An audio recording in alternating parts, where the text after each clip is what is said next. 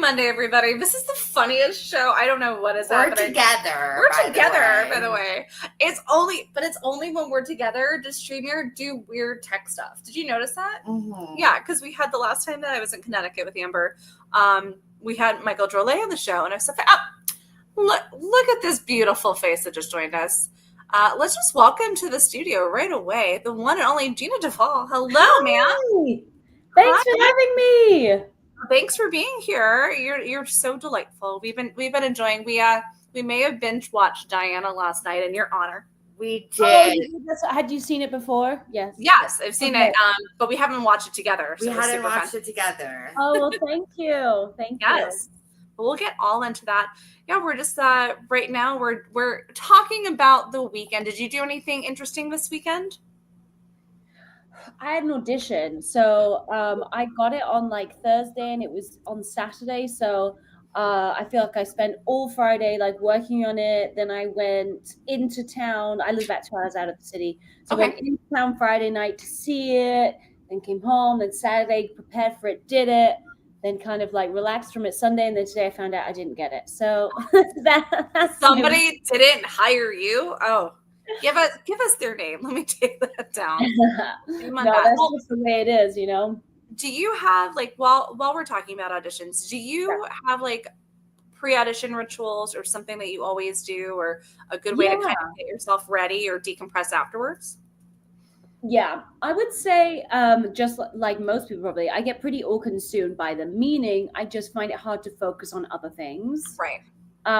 So that preparation can look really different each time, but I will just absolutely make it a, you know, especially on the day of, it's really hard for me even to do a simple email. I'm just like, oh, today I'm on this. So, but in a way, like, you know, as I've, through the years, I definitely have found ways to like enjoy that ride as opposed to feeling like deathly nervous by it, or sort of realize that like, wow, this is just a ride of a day, and sort of appreciate it for that.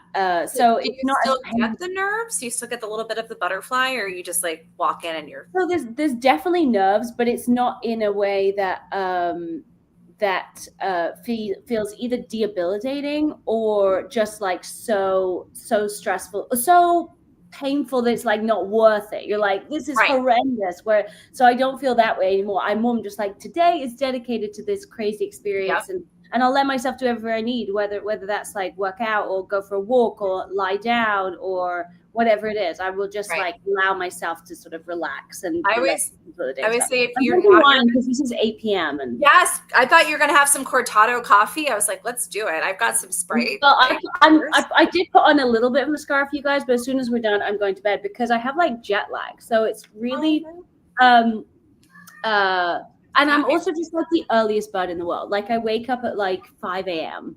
We'll go easy on you tonight, we promise. Oh my God, yes, please. And if you hear a cat meowing, Amber is fostering a cat who is desperately trying to get into the roommate's room right now. So desperately. We'll just roll with it. She's got a little baby bean that we've been dealing with. So but yeah, I hear there's a job where like fostering baby dogs, I guess before they give dogs for adoption, they have to sort of like give it a little time away from its mom. And I hear that there's a job where you actually can foster baby dogs. That's what I do. Yeah. I do that. Yes. And they just cry in your bed, and your job is just to console them. Basically, yeah. And then like pick up like little tiny baby dog. Do you want to show her the baby bean? I'll show you what my current baby is right now. So the foster cat came in as Bernadette. And Amber has a great appreciation and love for gypsies. So she changed the mom's name to Mama Rose. And then this is baby Herbie. Look that way, you're going to be famous. Is that who was crying? That's who was crying? No, the mama was crying. Mama was crying because Mama wants to go in the room. He's only 2 weeks old. You can't take the baby to Mama? He like lives in like a little like maternity ward. He's got like his own spa with like a heating pad. Oh, it's great. Good. You can hear him spelling out, but yep. So that's what she does, and Here's the mama coming to see what's going on. But you also had last month, she had a mama pit bull with like 6 or 5? 8. Oh, 8 puppies. 8 puppies. In a 1-bedroom wow. apartment. Yeah. Wow. That's fun. That is really fun. It's Do you nice to have know any that worries? I don't have any, but it's nice to know that if you want to inject your life with just some chaos and mayhem, it's always, You can. Yes. you know, Absolutely. that alone is enough for me. I'm like, if I ever feel like it's too bleak or boring, I'm just Right. gonna adopt a pit bull with 8 puppies, and that will Right. But the nice part is I get to give them back. Like yeah, I over again. I got to snuggle them for their potato phase. Yeah, they were. Like while they were just little potatoes. They were baking. Yeah. Oh, And then as soon as they started becoming like dogs, I was like, okay, there's too many. Not what I signed up When for. she stopped Too them, many. what, Gotta like go back. A week ago, they finally went up on the foster site for people to actually adopt, and they're massive dogs. They were all adopted. I will happily report. I'll send you pictures later. That's great. That's amazing.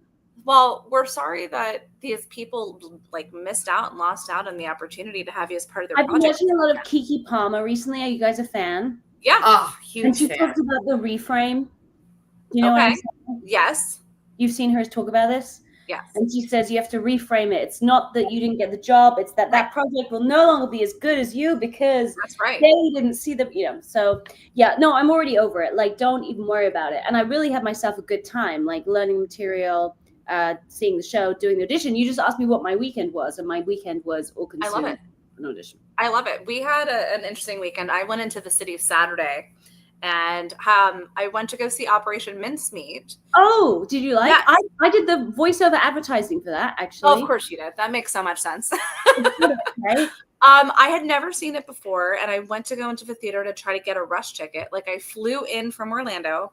I walked with my luggage over to the Golden, and they were like, the last seat we have is like partial view, rear mez, and I'm like, oh, they're like, it's $159. I'm like, I'll come back because they were dark on Sundays. I'll come back next week, and I'm still in town.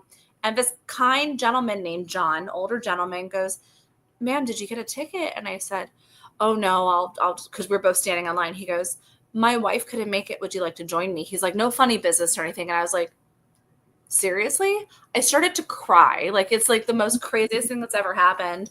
And it was center row, like second row center. Oh, we love those.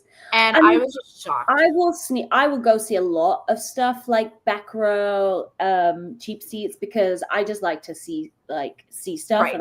and I will put up with a bad seat. But when you sit in a good seat, dear gosh, there's just no comparison. Unbelievable. And that show is just so much fun. And, there's a lot of talent in that cast because there's 5 cast members that play 500 different roles. So, and they couldn't be lovelier at the stage door. So I always stage door. We love running the fan groups for it. And it's just nice to be able to say thank you. Like, I don't necessarily need an autograph. I'm certainly not going to take a selfie, but like to sit there and, say thank you, or, hey, we run the fan group, or blah, blah, blah. Yeah. And then we actually, I came across a woman at that stage door who had met her group of 10 women. They formed their own like little meetups group because they met through our groups. And it was kind of like it was so sweet. She's like, do you mind taking a picture? I said, no, let's do it. It was so much fun. Oh, that's great. That's nice. But yeah, we love it. We can get right into it. Amber is sharing to all 78 of our groups right now. That's why she kind of sits in the corner. And gets That's what I'm doing. I'm in the zone. She's in the zone. Also, you can probably see that we have some comments section. Oh, look at this. Talking about Michael Drolet, dear friend of mine. Love me some Jeanna. Michael Drolet is watching right now. Yes. Oh, wowee. Yeah. I wonder if he's still in Wicked.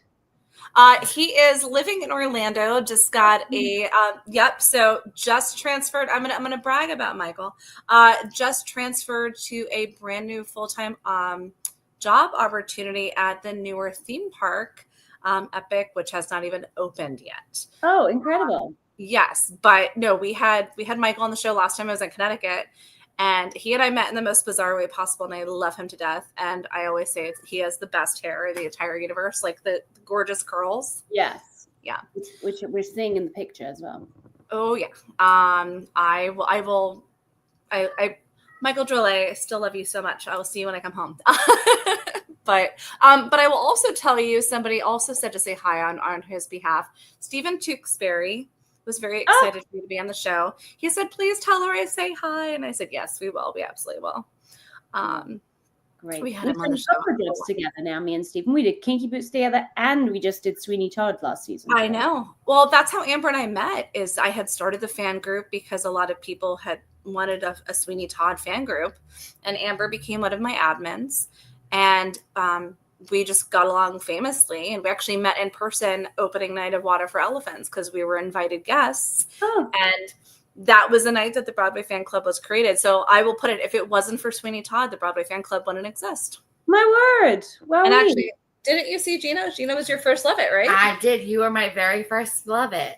Oh my God. And was it my first show, or was I done it? It might have been your like second or third, because it was around that time when everyone was getting sick, and so it was definitely around. It was like your either first or second. Okay. I'm sure I was in the baptism of fire up there. It was amazing. It was so good. I like loved it. I ended up going back like 4 or 5 more times after that because I loved it so much. To get your like Thanos ring of like all the love. I just needed to see like every iteration of the show. I won Lotto twice, and then I got a bunch of like TBF tickets, and I like got Rush tickets. I was like, I'm gonna go see the show any which way I can see the show. Yep, it was fun. I actually dressed up like Mrs. Lovett for first preview. We had no idea what was going on, and I was like, "Oh, I'm just gonna dress up." So I walked through Times Square in like the Lovett outfit, changed into like from my Crocs into like the Victorian boots, and I got surrounded by all the scary Times Square characters because I thought I was trying to like, sell autographs. And then the social team like saw me at the theater and did like a full little video of me like slapping the rolling pin. Good. But how did you feel about that role? Because you've had, first off, you're Princess Diana, but also you played all these really fun like let loose roles like Lauren and Kinky, and then Mrs. Lovett, and then every other track that you possibly can in Sweeney. Do you like letting loose? Letting loose. Yes. I mean, I don't know if I'd ever compartmentalized it as like that. I really enjoyed my time at Sweeney. Like, I can definitely say that. That there was something about the like grandiosity of that set. Oh, and sure. Theater that is kind of like a football field, and the live orchestra and the smoke and the seriousness of the show that kind of made it feel like this precious glass box on stage that was like very scary to touch and like scary to step into. Like it felt like the air was different. It felt like it was colder and that it was like more magical. And I remember when I was learning the track, it felt like something that I couldn't quite like imagine being able to step into and all those things. And somehow also in that same breath, when you actually were in it, all those elements kind of made it feel more of a world you could buy into and believe in. And once you were in it, it was just like there you are for the next 3 hours. And but it was such a joy to play. I mean, it really was one of those things where you're like, gosh, when material is that good, you just have to step in and it carries you. And you could hear the audience, even though it's a big theater and they're kind of far away, like that you can still really hear them. And I love the pressure of standbying, which is not for the faint of heart. I gotta say, no. And I definitely had my experiences that will be like being like last minute or when you find out. Or I had those experiences, and they are as terrifying as you can absolutely imagine them being.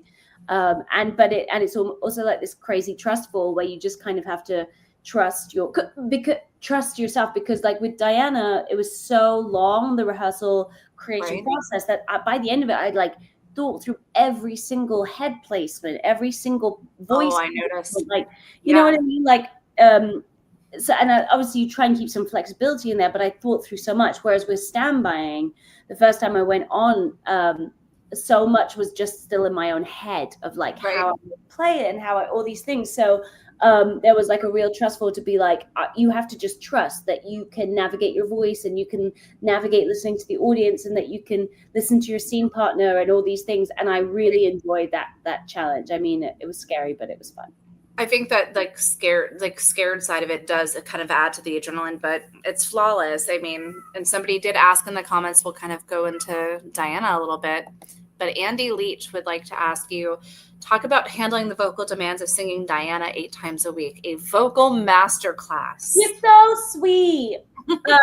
Okay, well, some crazy things about Diana. One is, even though it was 8 shows a week, we only really did it for like 3 or 4 weeks on end. So I didn't really have the true test of like the preview madness where you're like, well, actually I did do the preview madness because we were like a day from opening away, but I didn't have like, you know, like those Death Become Her girls. I'm sure they're tired. They've been doing it for months now with all the, you know, so I didn't quite get to that. But a crazy vocal story about it was when we filmed it for Netflix, we went back on the stage and we filmed it. And because they wanted the raw sound from the microphone so that they could mix it, we sang it acoustically. So when we were filming it, the only thing that was playing was like the MD playing the piano as quietly as possible so that people could get their notes. But even the drums and stuff, maybe we had a drummer, maybe we had a pianist. No, I don't think we had drums. We had no drums. I'm going to say we just had chords from the MD. So there was no drums. There was no, normally when you step out on a Broadway stage, you know, you make a small sound, but it like comes right back around. There's no escaping your own voice, right? There's no escaping your own voice. Whereas this was stepping into this big space and then being just your literal acoustic voice and having to trust the same performance and the same delivery, that you're in a rock show and that like all the things that you know are going to be in the final mix, but they were, but it was an acoustic experience because they wanted to do it out. So that was really wild. They did a hell of audio mixing on that. Wow, because you would never tell. You could absolutely well, they would mix it like a Broadway show or like a record or whatever, but it's just you would get the output in a show and they wanted just the sound. Andy says, aha, I've looked for the mics on the video. So Andy is a super sleuth. All right. That's incredible. That I can't imagine. And I have to ask, you know, you made mention about making sure your head was in the right position. And I was talking to Amber about it and I said, I wonder, first off, what an incredible role to have the honor of doing. And you just exemplified Diana. How did it feel to kind of step into that role? But also, did you have to have like royal classes? Like I know when they bring people into the royal family, there's a lot going on there. So yes, it was an absolute dream. It was also, so that process now started when, like 7 years ago. So a long time ago, but when it first all started, it was such a, like a glass ceiling, you know, like, oh, I want to create a role. And this was such a meaty role that was like, so much to it that I could unpack and that I could work on. And we did all these, you know, readings or out of towns and they kept me. So I felt like part of the team and like, it was just such a great experience in so many ways. And then the second question you asked was, remind me. Did you, as far as like, did you have to have specific? Oh, I have lessons. So what I really had lessons on was, I did it was like a fitness stuff because one, it was this combination of a personal trainer and gyrotonics. The reason for the personal trainer was because it was just like a 3-hour back-to-back show with no breaks. So you don't stop moving. No. So you just had to have like your actual level of fitness like high. So that was something that I implemented probably in like 3-4 months lead up to the opening. I was doing like 5 sessions a week, and then 4-5 sessions a week of gyrotonics, which is it's like Pilates but with weights, and it's all about posture and things like that, because I knew it would be so important when you're belting or any of those sort of things, not to take on like a modern posture, not to take on like a colloquial slovenly posture, but to really keep that relaxed, regal placement while you sort of try this. So that I knew I had to build up the muscle capability to belt like that, but still sort of have this very relaxed posture. It looked effortless, but clearly there was a lot of effort put into it. Yeah, there was definitely thought put, but as I say, we had these 3-4 months of like prep, where I just every day went training and then gyrotonics, and then it was quite a nice life, to be honest. Right. And then so by the time we were in previews, it actually felt very doable. I remember joking in a press thing then that I felt like the producer's racehorse. Like I literally felt like so in shape and so ready and like so good to do this. The weird thing was then we closed like the night of the opening, and all of that like you can imagine like being so focused on something for 3-4 months, just closing like that. It was very hard, and then it happened again. So that was very hard to deal with. I can't imagine, because there's so much hard work. We talk about Swept Away all the time.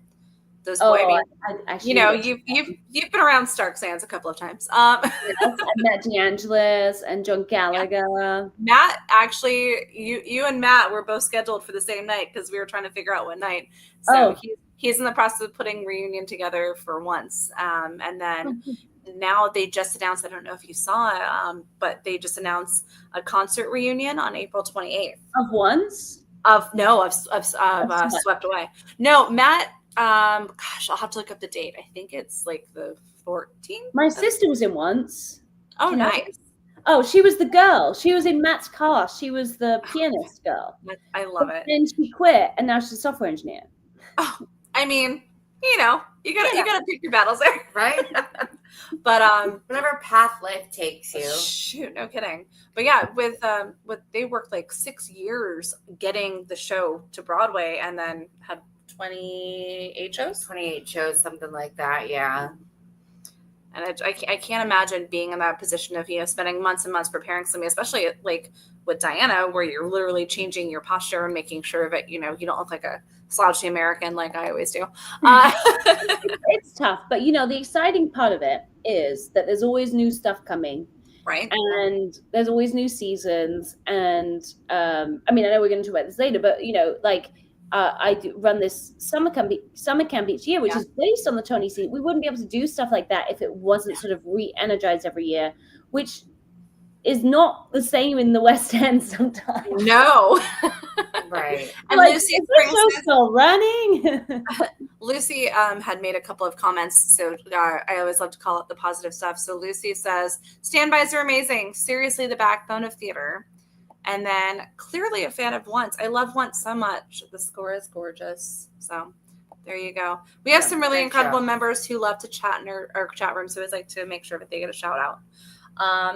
But yeah, well, we can talk a little bit about Broadway Weekends. Why not? Yeah, why not? Let's hear more about it. So I have always said, I do a lot of Fringe stuff, and I'm always, when people ask about the Orlando Fringe or just Fringe in general, I'm like, it's literally summer camp, but theater and adults. But you've actually made a theater camp for adults, and it's incredible. It sounds so fun. Thank you guys. Yeah, I have. And it really started as I started it back in like 2017. So we've been going for a minute. And it really did start as such an authentic reaction to my friend who runs yoga retreats. And she was sort of telling me why people attend and what people get out of it. And I was in that really busy stage in my 20s when I was just saying yes to every single reading or workshop that would have me, and I was always in these rooms, and I was like, well, wait a minute, I feel like everything you're describing is what I get out of these experiences.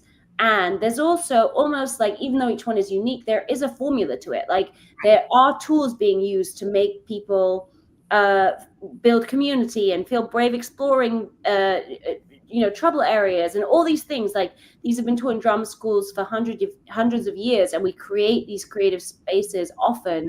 And I know we can replicate it, and replicate it for people who want to do it for the joy of it, for people who want to do it as a reminder of something they used to do or something that they might never dream they'd do it. I started it very much with that intent. And even though over the years we've definitely shifted a lot. We navigated a pandemic, which was hard for a startup. Right, we did it, and I think it grew Broadway Weekends even stronger from that. It did, because we had we went virtual, which really helped us reach a wide demographic. And then we had to transition back out of the pandemic from virtual to in person, which was kind of a new audience. Like, not everyone that wants to hang out on virtual wants to or can come to New York to do an in-person summer camp. So that also was tough, but we really sort of are, not only are we out of the woods, we are flying. And last year we had a lovely big group, and this year we're going to have an even bigger group.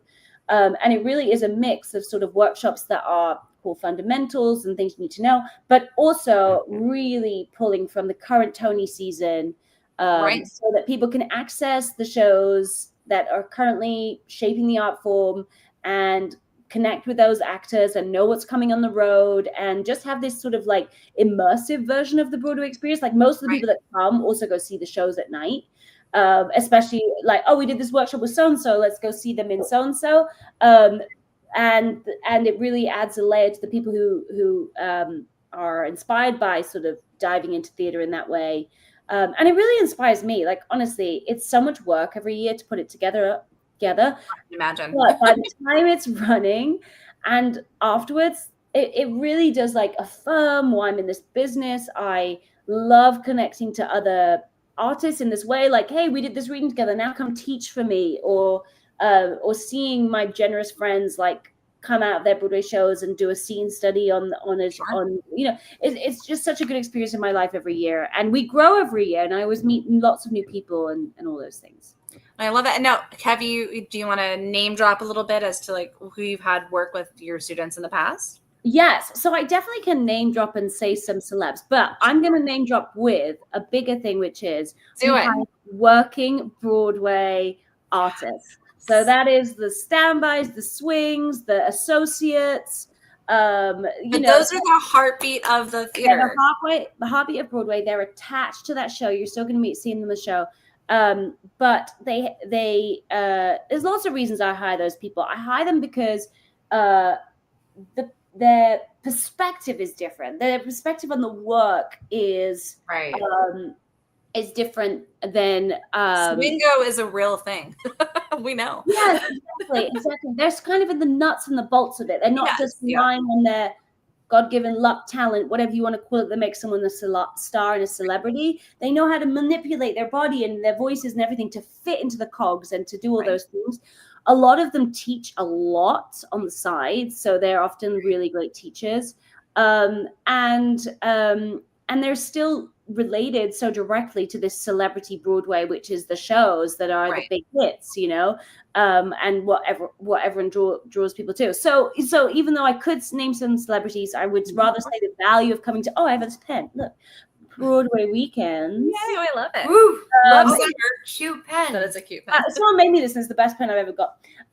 Is that you get to, rub shoulders with, see into the life of, be taught by all those things by the backbone of Broadway, the people being who are on the inside circle of it all, to really have a good understanding of it, for sure.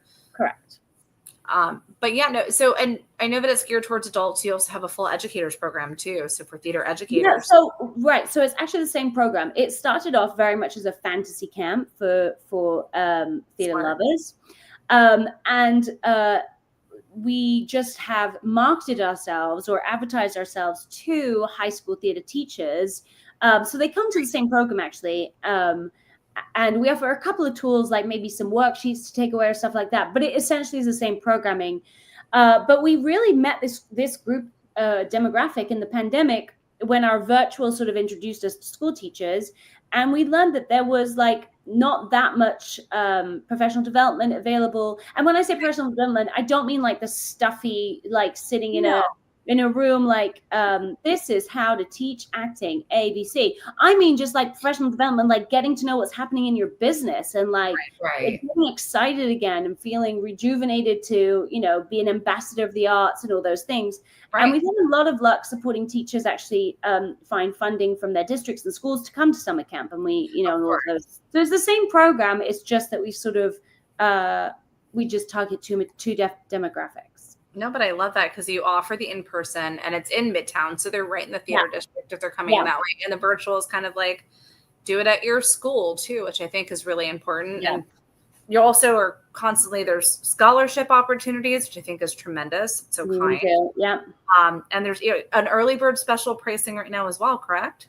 Correct. We did actually finish the early bird, but there's another discount. There's always discounts, and you should check I love discounts. Discounts are great. You love a discount.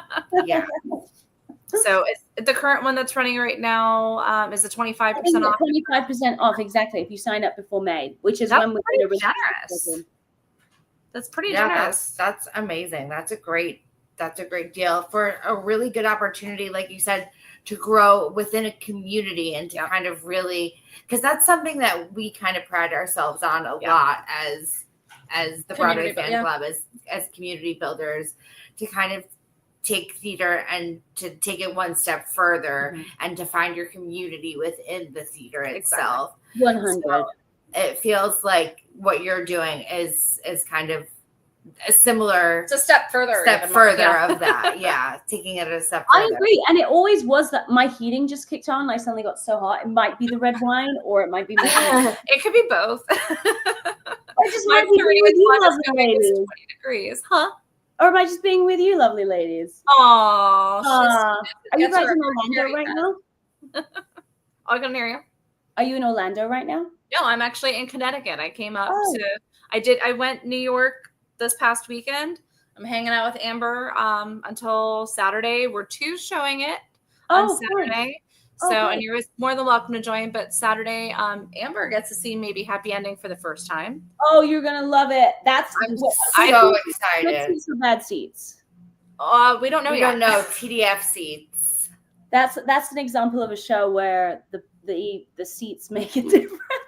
I will say amazing from the back. I can't say that enough. It was so good. I sat second row mez left, and I saw pretty much everything. Right. But so there's nothing you can't see. It's so good. It's so great. It's so great from the back. What I will say, when you have a good seat, it's magic. Like you can't see the strings. You can't see like you're like, especially the first time I saw it, I had a good seat and I didn't know like what was coming.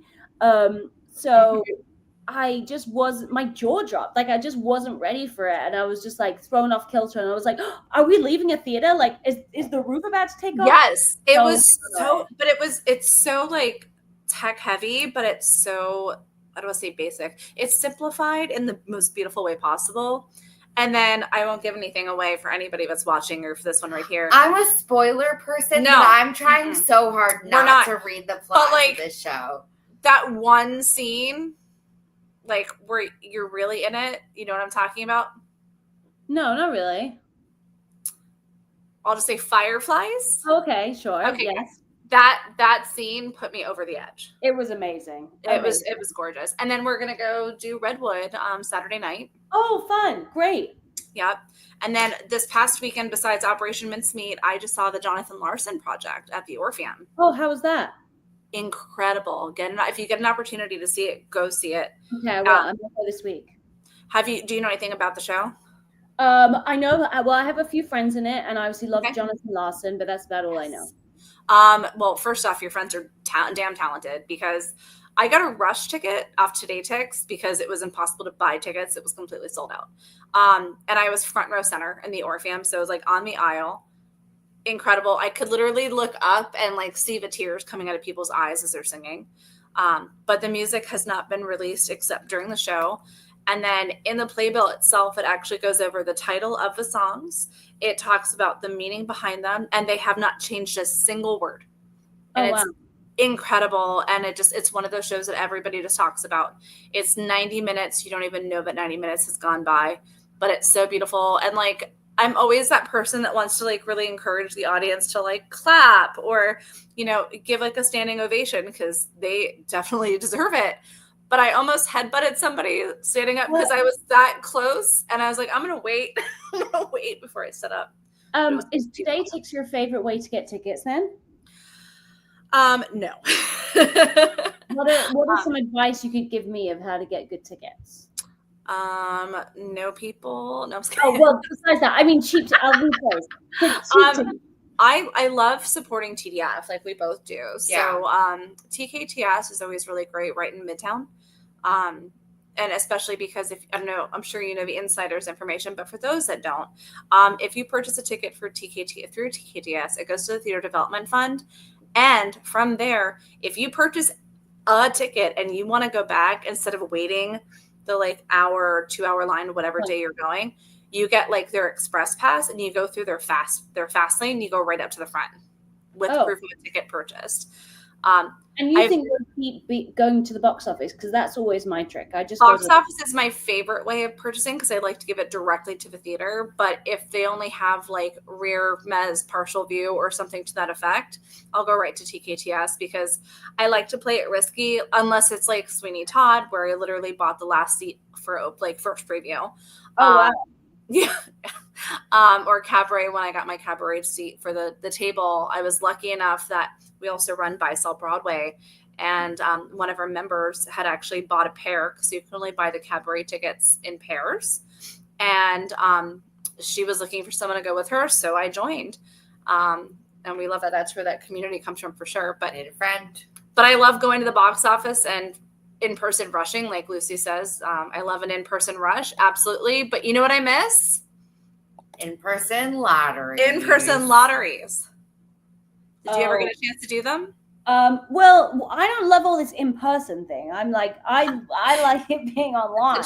Yeah, I like the digital lotteries myself too. But there was something about like in-person lottery for Wicked, and you're just around a bunch of people that are obsessed. In-person lottery, I mean, for Newsies, Book of Mormon, Hedwig and the Angry Inch, you're around like super diehard fans, and it's kind of like a gathering of the minds in person. I loved it. But yeah, the digital stuff's good, but I think it gives too many people an opportunity to like buy it. To get it. Yeah, but they're not putting anything into it. Like I could literally apply for a digital lottery ticket like from Orlando and know that I'm definitely not making it for a matinee. You don't have to buy it by a certain time, pay for it by a certain time or anything? You can literally take the ticket. It just goes back in. It'll go to either somebody else for like a waitlist lottery or they just absorb it into the theater. Oh. Yeah. So we've seen an uptick in a couple of third-party sales that they'll get a lottery ticket and try to flip it for much higher. Yeah. So it's hard to watch that too. But yeah, it's let's see. I'm looking through everything. Okay, for those of us going, what are the good seats? Christopher, maybe happy ending. Oh, maybe happy ending.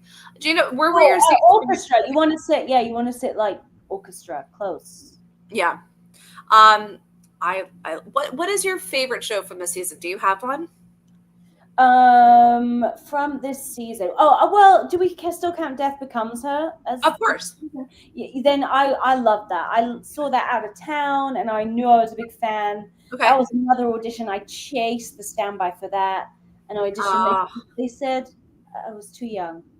But I love that stuff. I was all right, fine. We'll let that go. But no, I love that show. It's so well done, and actually, and the Lund looks great in purple. The Lund looks great. But I loved it in red and black. I'm nostalgic of that venue. Yeah, that's a good one. Amber bought me for Christmas. She got a custom made like light up shadow box of the Sweeney Todd set. Stop. Wow. I'll send you a picture. It's really cool. She gave it to me. Where were we at? We were at Sunset Boulevard. We were at Sunset Boulevard. We did our Christmas gift exchange at Sunset Boulevard, and she handed it to me, and I'm like, I'm not crying. It's beautiful. Wow. But you even said it yourself earlier. You're talking about the magic of that theater and how everything was. Yeah. Do you have a favorite set that you've worked around? Favorite set that I've worked around, or like prop piece that really just spoke to you? Yeah. Well, let's go all the way back to Carrie with the bucket of blood. That's a good one. There's a very specific reason I'm asking you this question. Oh, then tell me. No, I want you to continue. Oh, here's a worse one. I have a worse one. In We Will Rock You in the West End, there was like a truck that they're like singing on, and then at one point she has to climb up the window of the front window, like the windshield onto the roof. but you're wearing these like platform boots, and it was so hard to run up. And it was literally the pain of my show, the pain, I was covering that, the pain of my show, pain of my show would be like, you finish riffing and then you got to run up the windshield on the tip of your boot, on the using the rubber tips to get to the top so you can start. And I slipped so many times and someone behind me had to like grab my butt and like push Right, me just hoist Of course, you're right up. Oh my god! I bet people are clamoring to be that role. Like, I got you this bed. I got it. Right. Yeah. So that brings back memories. That's amazing. You know, when Sweeney Todd, she comes out wheeled in the desk. Do you know that Mrs. Lovett is hiding in the thing? Yes. So that was fun, but it definitely was like adrenaline inducing because like everyone's banging on the table, Right. hidden, and then you gotta pop out. It's always like a Jack in the Box. Yeah, it's always when you gotta pop out. You know, all right, wow, this is gonna be a lot of adrenaline, chaos, and adrenaline. No, I want to go back to Carrie. Oh, okay, yeah, very specific. So I'm selfishly, she wants to go back to Carrie. Another wonderfully but short-lived show that needs to live on for forever. I loved the music from Carrie. It was so good. One of my favorite soundtracks. Cast recordings? Did you just say a soundtrack? I did. Get out. Get out. No, I'll be going on the Broadway cruise at the end of this month, and they have 2 theme nights, and it's through 6-man. And one theme night is high school, like back to high school. Yeah. And it's a little bit older of a demographic. So I'm like, well, they're all going to do like Grease or Dear Evan Hansen or West Side or whatever. And I'm like, oh no, I'm going as Carrie. So I'm bedazzling it here at Amber's house. I have a Carrie-esque prom dress that I've now doused in blood. And I'm going to build a bucket and have blood coming out of it, and I'm going to walk around a cruise ship like that. Great. Who's performing at your Broadway cruise ship? So it's a full like celebrity lineup. So this year, gosh, there's going to be Shoshana Bean. I think Lauren Benanti was supposed to come and she was unable to. Roger Bart was supposed to come and got recast as something else. Eva Noblezada was supposed to do it again, but she was supposed to do it last year. She got cast in Gatsby. She's supposed to do it this year. She got cast in Cabaret. Anthony Rapp, Adam Pascal, Corey Cott. You're going to have to help me with the concussion stuff. Casey Levy, Wayne Brady. And then... wow, they really pack them on all on one cruise. Yes. And Bob Mackey is judging a costume contest. Oh my God. And how many people are on this cruise? I think max out like 1,700. Oh, it's so Annalee's gonna be there. Oh yeah, and Annalee just got offered to go on to the cruise to replace, was it Eva that had to drop out? That Annalee it's Roger Bart. Oh, she replaced Roger Bart. That's a pretty small group for all those major celebs. And Anna Guster, yeah. Well, they do. So it's last year there was like 5 full days. Now it's like a Monday through Friday. So there's 2 days to see that everyone goes into Cozumel. I love it because it helps out the group. Cozumel? Yeah, so it goes to Cozumel. It's the only day. If you're at sea, you're at sea. You go to Cozumel, you're at sea, and you're back. Oh, wow. But it's 24/7 cabaret singing. I played it at poker table with Matt Doyle last year. Norm Lewis was making ice cream sundaes for everybody. Oh my God. And what's the company that like runs it? It's 6-man, so they actually do. I was like not associated, but they're like Norwegian Cruise Line based. So it's Norwegian Cruise Line, like third party, but hosts these charters. They do like the '90s cruise and a Star Trek cruise. Oh, wow. But this one, so what? Crazy. It's crazy. Everyone's like, oh, it's a Seth Rudetsky one, and I'm like, no, this is like these people know how to party. Last year we had Bernadette Peters that flew in and performed on the deck and then flew out of Grand Cayman. It was incredible. Wow. Yeah. We'll get you on the next one. Yeah, get me on the next one. I'll be there. Done. I'll tell them, I'll be like, she really wants to be on it. And I think everybody needs Princess Diana on board. But also, do you know that your Broadway debut is one of my favorite shows ever? American Idiot? A good one. A real good one. A great one. And I mean, hello, Heather. Heather. Yeah. But go ahead. Yeah, no, that was just such a awesome introduction to the business and Broadway and New York and all those things. It was That was so an much fun. energetic as hell show. That I couldn't do it now. I could only do it because I was 22. I know. Like, what the hell did they make us do to our bodies? It was insane. Blame Green Day, but like Right. incredible show. Punk rock. They made Yeah. you do punk rock to Yeah. your bodies. I know. We loved What's it. wrong with that? Nothing. Yeah. Nothing. Nothing at all. Yeah. Nothing at all. But But maybe this, but fine. oh yeah. I was showing her clips earlier, and I was like, "Look at Baby Stark and look at Baby John." So just so much fun. Seriously, we were all. I was 21 or something like that. You haven't aged a day, if that makes Yeah, you're so sweet. No, but it's true. It's so true. Watching Diana again last night, I was looking at the wig, and I'm like, but it's just still like your face. Like your face doesn't. You don't change. Like you very much have a very beautiful, distinctive look, and like it fits within every character you've ever done. Oh, thank you very much. Thank you. You're welcome. Now, if you had any if casting didn't matter, do you have any dream roles? Dream roles. Yes. Obviously, Mrs. Lovett is a huge one to cross off your bucket list. That's a huge one. I'd like to play Sound of Music, Maria. You would be a wonderful Maria. I would love to play that one day. Do you remember what we talked about last night? We also said you would make a wonderful Mary Poppins.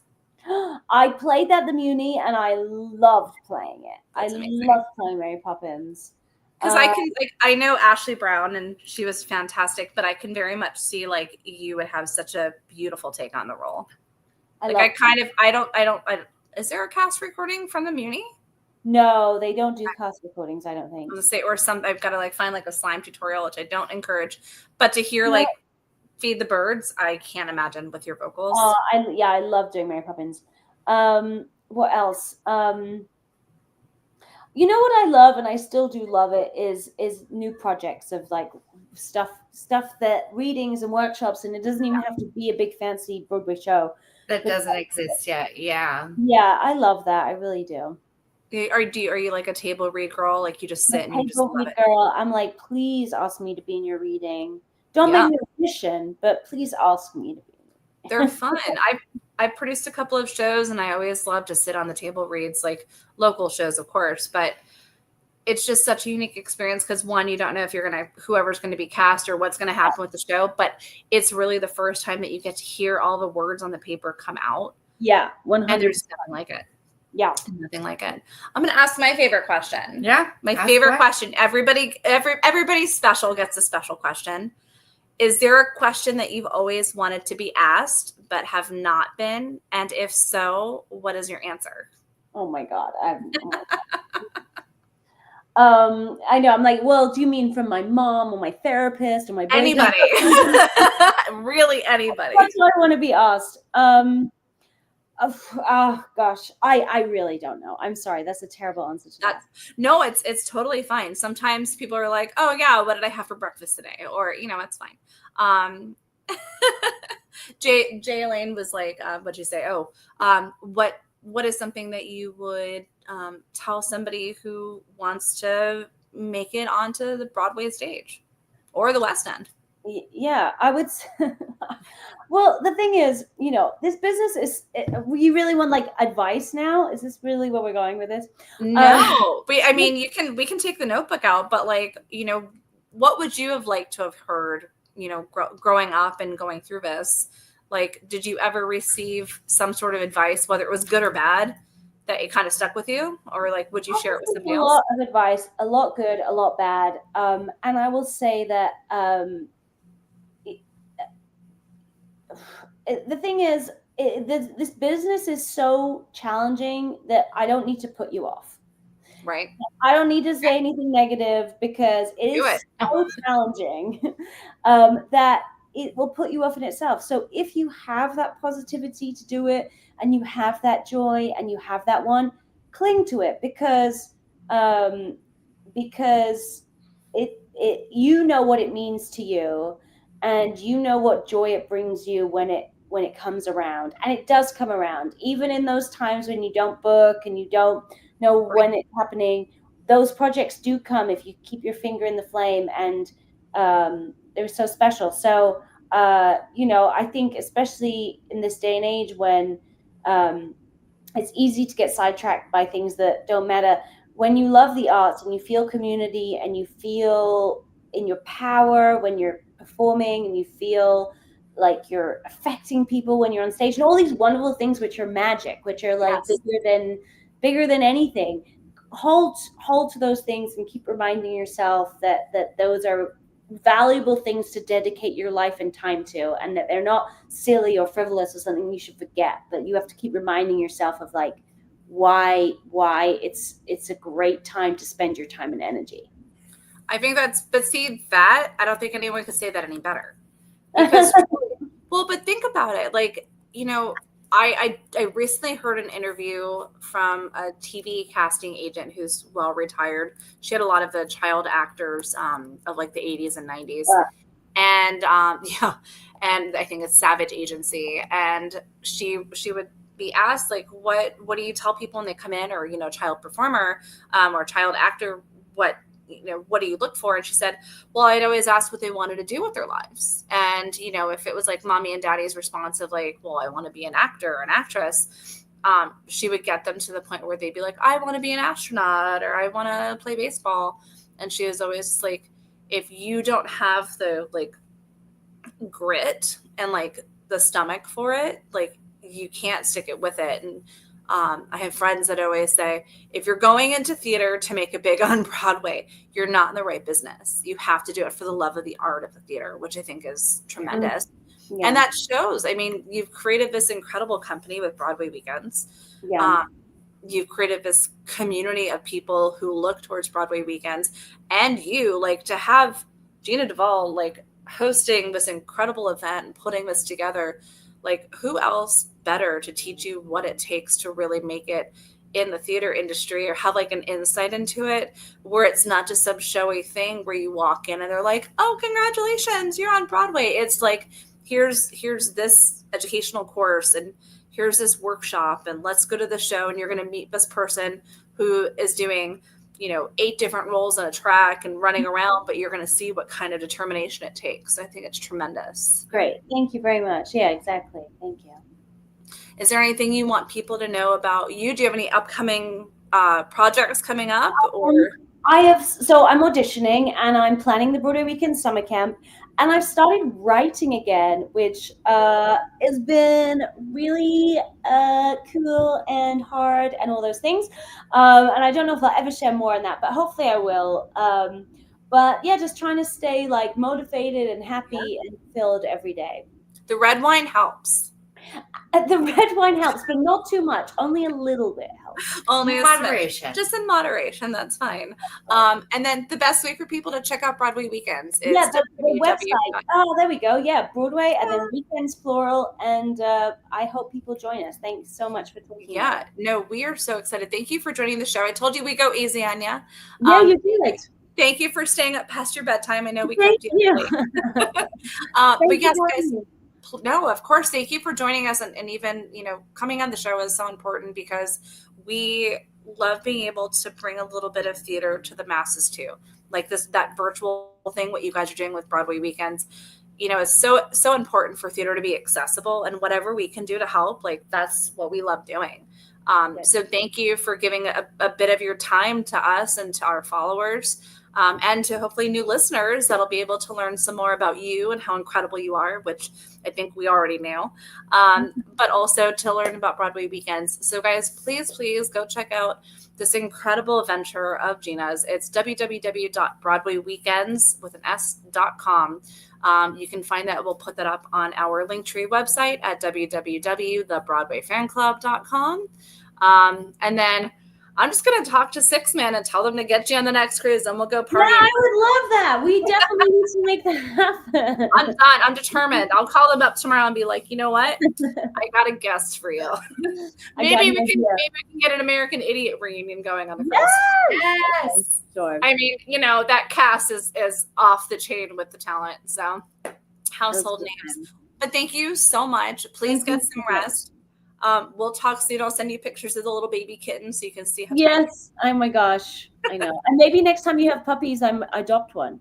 Yes. There you go. There we go. Mm-hmm. We'll find some. We'll make sure they're like Broadway pups. It's great. Oh. Well, right. we hope everybody. Yeah, thank you.